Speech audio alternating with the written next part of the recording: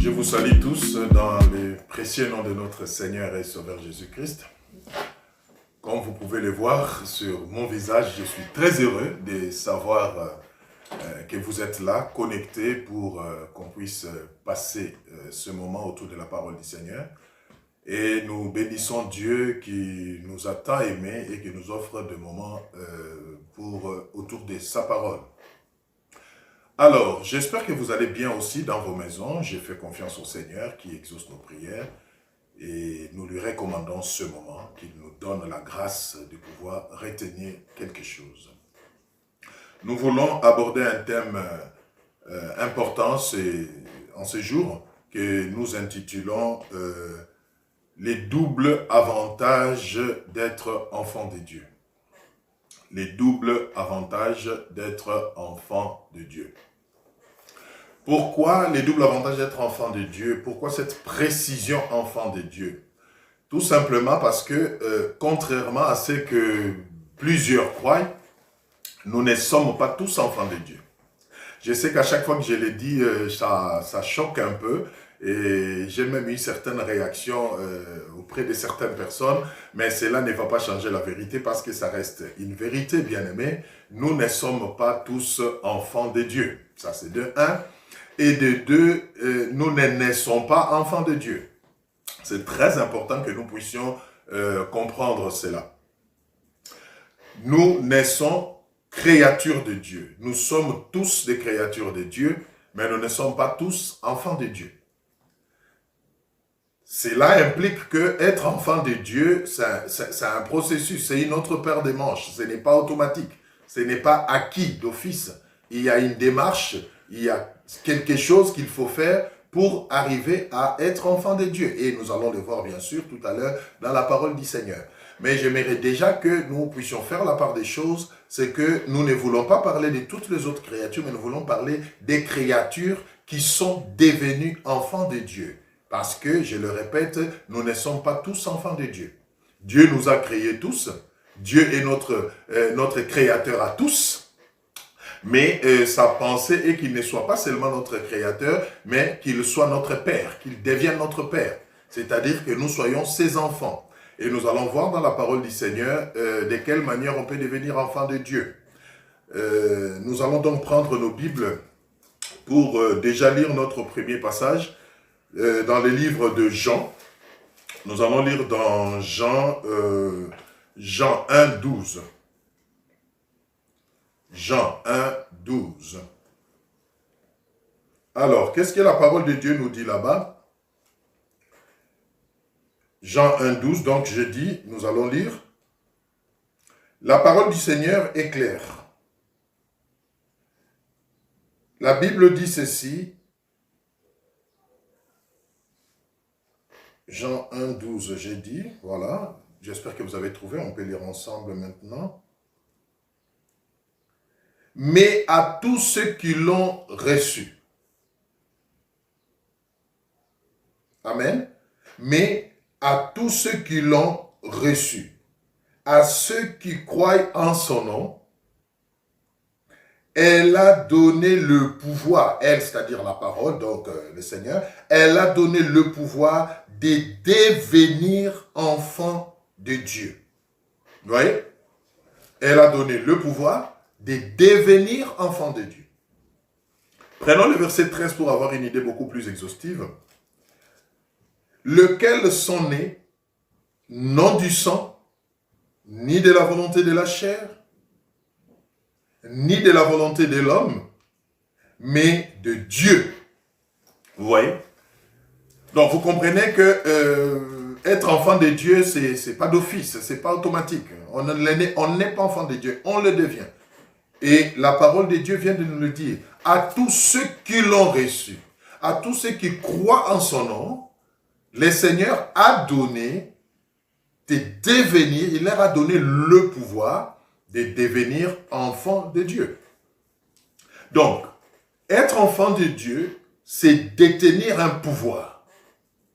C'est recevoir un pouvoir, recevoir une capacité qui fait qu'en plus de la naissance naturelle, de la naissance humaine, physique, qu'on puisse naître spirituellement, qu'on puisse connaître, expérimenter une deuxième naissance que nous appelons la nouvelle naissance, la naissance dans la dimension spirituelle. C'est pourquoi on dit dans le verset 13, lesquels sont nés non du sang, ni de la volonté de la chair. Volonté de la chair, c'est-à-dire le physique. Vous voyez? Ni de la volonté de l'homme, mais de Dieu. Vous comprendrez donc que être enfant de Dieu, c'est une démarche qu'il faut faire. Il faut recevoir la parole, croire en la parole qui est Jésus-Christ. Alors, un pouvoir nous est donné. Et ces pouvoirs nous fait naître dans la dimension spirituelle et fait de nous enfants de Dieu. Donc, j'aimerais le dire encore, j'ai déjà dit qu'au début, c'est vrai, j'ai vu les gens être choqués, et j'ai même vu quelqu'un me dire, écoutez, comment tu peux dire ça? Nous tous, nous avons été créés par Dieu, et nous sommes tous enfants de Dieu, qu'est-ce que vous croyez? Moi, je dis non, je suis désolé de vous le dire, ce n'est pas ce que ma Bible me dit. Ma Bible me dit que nous sommes tous des créatures de Dieu, parce que c'est Dieu qui nous a créés, c'est vrai, mais pour devenir enfants de Dieu, nous avons une part de responsabilité à remplir. Nous devons croire en lui, nous devons l'accepter, alors le pouvoir de devenir enfant de Dieu nous sera donné. Vous voyez?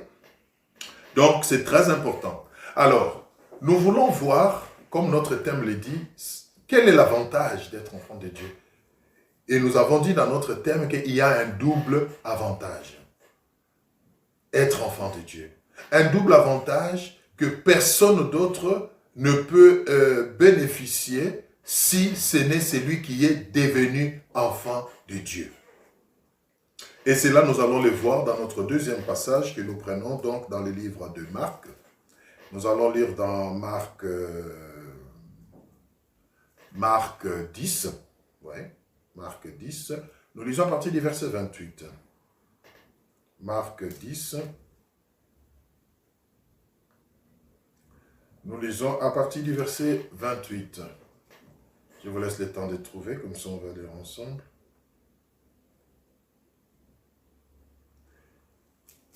Alors, Marc 10, à partir du verset 28.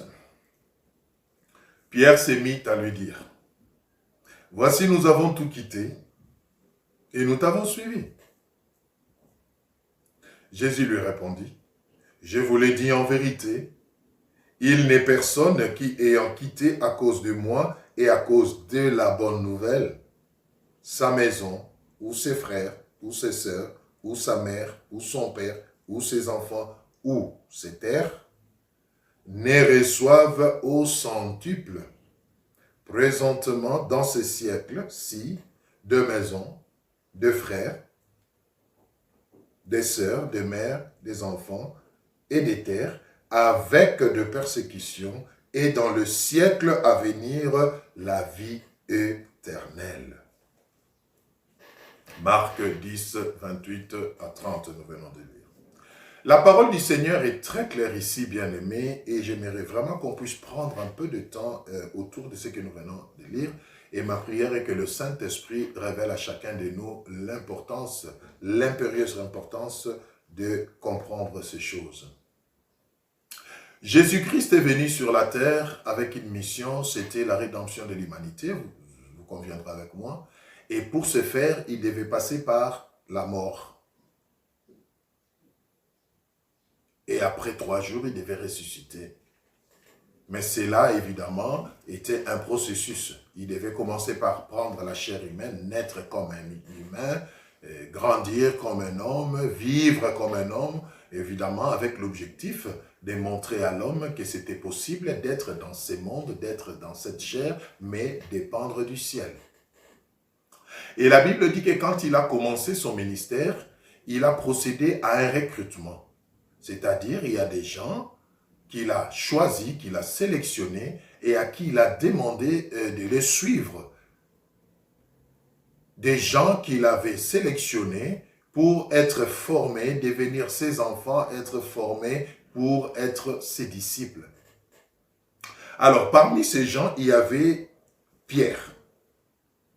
Ils étaient en train de suivre Jésus Ils étaient en train de marcher avec Jésus qui allait des lieux en Dieu, comme nous dit la Bible, faisant du bien. Ils voyaient Jésus ressusciter les morts. Ils voyaient Jésus faire marcher des paralytiques.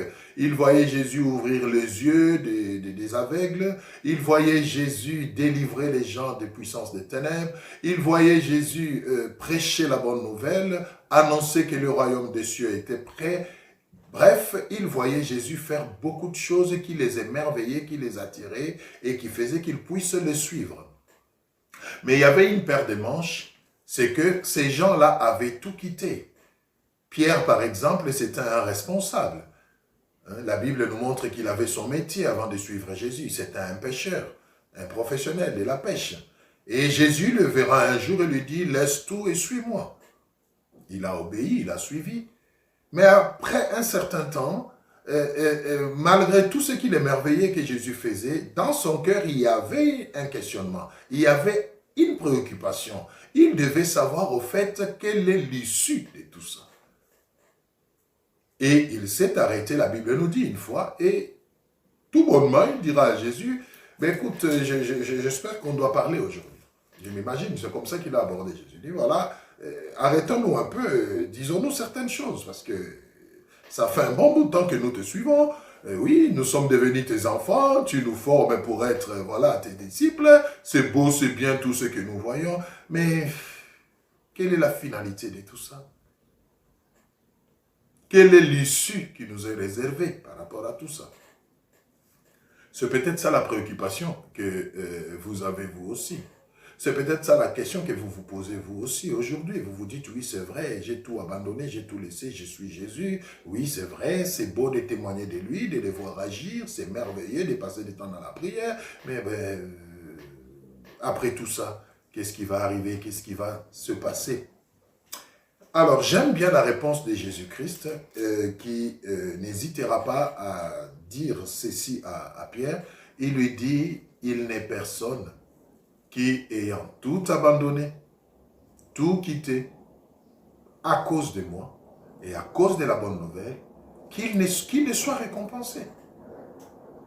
Donc, Jésus a rassuré Pierre.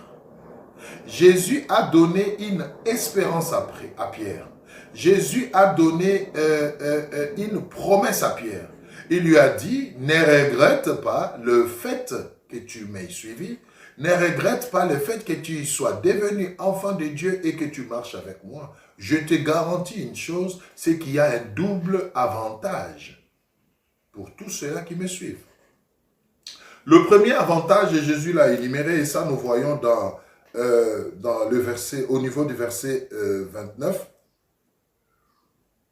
Jésus répondit, je vous le dis en vérité, il n'est personne qui ayant quitté à cause de moi et de la bonne nouvelle, sa maison, ses frères, ses sœurs, sa mère, son père, ses enfants et ses terres. Ici, vous comprenez que Jésus voulait parler de la famille et de biens matériels. C'est-à-dire, personne ne peut abandonner ce qu'il a, ses avoirs, ce qui lui sont chers, pour le suivre et qu'il ne le récupère pas au centuple. Au verset 30, il dit, et ne reçoivent au centuple présentement dans ce siècle-ci, c'est-à-dire pendant la vie sur terre. Donc, la première récompense, le premier avantage que nous avons en notre qualité d'enfant de Dieu, c'est que le Seigneur promet de nous prendre en charge, promet de nous bénir pendant notre vie sur terre. Il promet que nous allons récupérer au centuple tout ce que nous sacrifions, tout ce que nous donnons pour sa cause. Il promet qu'il va prendre soin de nous, il va pourvoir, il va nous donner une famille, il va nous donner des proches, il va nous bénir même matériellement et financièrement pendant notre vie sur cette terre parce que nous lui appartenons. C'est très important. Et là, j'aimerais dire à quelqu'un qui a peur jusque-là, qui hésite ou qui doute pour répondre à l'appel du Seigneur. Tu as déjà senti cela dans ton cœur, tu as déjà vu ça peut-être dans des songes, dans des visions, tu l'as déjà peut-être dit, et tu es convaincu que le Seigneur t'appelle à les servir, le Seigneur t'appelle à marcher avec lui, mais tu es encore hésitant, tu te dis, mais écoutez, moi je possède déjà, voilà, je vais vous faire rire, quelqu'un m'a dit une fois, il me dit, mais écoutez, je ne vois vraiment pas des raisons pour lesquelles je vais suivre Jésus. Je vais le servir pour qu'il me donne quoi? J'ai déjà tout. J'ai un bon travail, j'ai un bon salaire, j'ai une belle femme, j'ai de beaux enfants, j'ai une belle maison. Je ne vois pas pourquoi je vais les suivre, quoi. Et puis, il dira, mais et puis j'ai comme l'impression que ceux qui le suivent, ben voilà, ce sont des nécessités, ce sont des gens, voilà, qui courent derrière lui pour quelque chose. Non. Non, bien aimé, ce n'est pas ça. Donc, vous qui avez peur d'abandonner ce que vous possédez, vous qui avez peur de quitter ou de vous déplacer même parce que le Seigneur vous appelle à les servir, vous qui hésitez encore, vous qui êtes tellement attaché à ce que vous avez et vous avez peur de lâcher, vous vous dites, oui, mais je vais lâcher ce que j'ai, oui, mais qu'est-ce qui va m'arriver? Non, le Seigneur vous atteste aujourd'hui par sa parole que personne ne peut tout quitter pour lui et ne le récupère. Et je vous garantis, pas au ciel, il dit, dans ces siècles-ci, c'est-à-dire sur la terre. Donc Dieu va vous bénir. Dieu va vous donner tout ce dont vous avez besoin. Il promet de prendre soin de vous. Vous ne manquerez de rien. Il va le faire. Mais ce qui est beaucoup plus intéressant, c'est le deuxième avantage, c'est le deuxième volet de cette promesse qui constitue le deuxième avantage. Et nous le voyons toujours dans le verset 20. Le Seigneur dit qu'il ne reçoit vos centiples présentement dans ces siècles-ci, et il cite des maisons, c'est-à-dire, vous comprenez, dans le matériel, des frères, des sœurs, des mères, des enfants et des terres. Mais ce qui est beaucoup plus intéressant, il dit, avec des persécutions, et dans le siècle à venir, la vie éternelle. Oh, mais ça, c'est merveilleux. Donc, être enfant de Dieu, servir Dieu, marcher avec Dieu, nous garantit des choses que rien d'autre, aucun autre métier peut nous garantir. La bénédiction pendant ces siècles-ci et la vie éternelle dans le siècle à venir. C'est-à-dire quoi? Jésus a fait comprendre à Pierre qu'en me suivant, tu n'es pas seulement garanti par rapport à ta vie sur terre, mais parce que tu es pèlerin, parce que tu n'es qu'un étranger sur la terre, parce que tu n'es que des passages, je te garantis aussi l'éternité. C'est-à-dire, quand tout va s'arrêter ici-bas, je te donnerai mieux, c'est-à-dire la vie éternelle. Tu passeras l'éternité à mes côtés. Tu vivras avec moi. Pour toujours. Et c'est ce qui est merveilleux, bien-aimé. Je ne vois pas quel est ce métier, quel est cet emploi sur cette terre qui puisse garantir à l'homme ce que le fait d'être enfant de Dieu, le fait de servir Dieu, de marcher avec Dieu, lui garantit. Toi qui dis que tu as un bon travail, tu as une belle femme, tu as de beaux enfants, tu as une belle maison, tu roules carrosse, tu n'as pas besoin de Jésus. Mais laisse-moi te dire, ces choses-là, même en Jésus, tu peux les avoir aussi. Regarde tout autour de toi, tu verras qu'il y a des gens qui servent Dieu et qui sont bénis matériellement et financièrement. Dieu n'est pas contre la bénédiction matérielle et financière. Donc ta peur n'est pas fondée. Cette peur de dire je vais tout perdre, servir Dieu c'est être minable, servir Dieu c'est une vie de sacrifice, de privation, moi je vais être libre, je vais vivre de tout ce que j'ai. Eh bien oui, écoutez, marcher avec Jésus te donne un plus que tu n'as pas et que tu n'auras jamais si tu ne décides pas de devenir son enfant. Et ces plus-là, c'est l'éternité justement. Ce n'est pas pour te faire peur, ce n'est pas pour te choquer, mais c'est la vérité.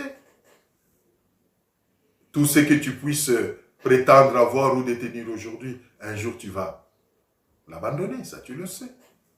Les maisons, des terres, un bon travail, des véhicules et tout. Mais souvenez-vous, nous sommes pèlerins sur cette terre, toutes ces choses vont passer. Ton bon travail, un jour tu vas le laisser. Ta belle femme, un jour, tu vas la laisser. Malgré toi, ouais. Mais Jésus te dit, si tu deviens mon enfant, si tu me suis, quand le temps viendra pour que tu laisse cette terre parce que tu n'es pas éternel sur cette terre. Moi, je t'introduirai dans l'éternité à mes côtés. Alors moi, je crois que le choix devra être clair. Il faut opter pour suivre Jésus, marcher avec lui. C'est beaucoup mieux. Comme ça, au moins, on a un double avantage. On a une double garantie. On a une espérance après ce siècle-ci. On a une promesse qui concerne, au-delà de ce siècle-ci, qui concerne le siècle à venir, qui est l'éternité. C'est important, bien-aimé. Très important.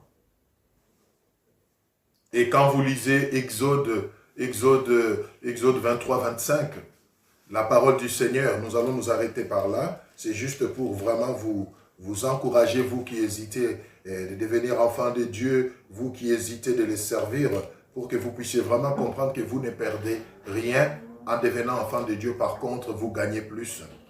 Prenons notre dernier passage, Exode 23-25. Exode 23-25. Qu'est-ce que la parole du Seigneur dit? Et on va terminer par là avant de prier, bien sûr. Exode 23-25. Écoutez ce que la parole de Dieu dit.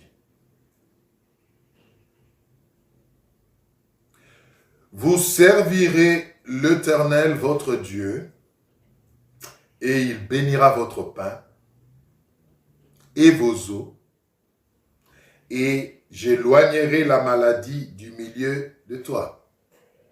Prenons 26 pour avoir une idée beaucoup plus claire. Il n'y aura dans ton pays ni femme qui avorte, ni femme stérile. Je remplirai le nombre de tes jours.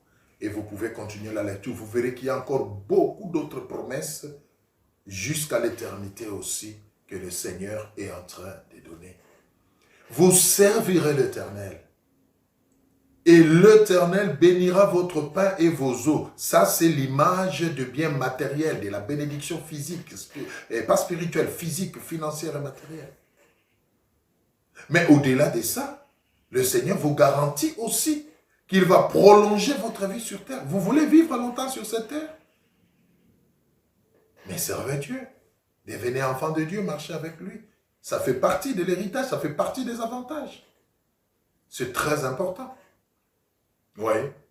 Donc, comprenez qu'en devenant enfant de Dieu, en servant Dieu, bien-aimé, on ne perd rien, mais par contre, à mon humble avis, on gagne beaucoup plus. Alors, je vais terminer cette exhortation, cette intervention par deux choses.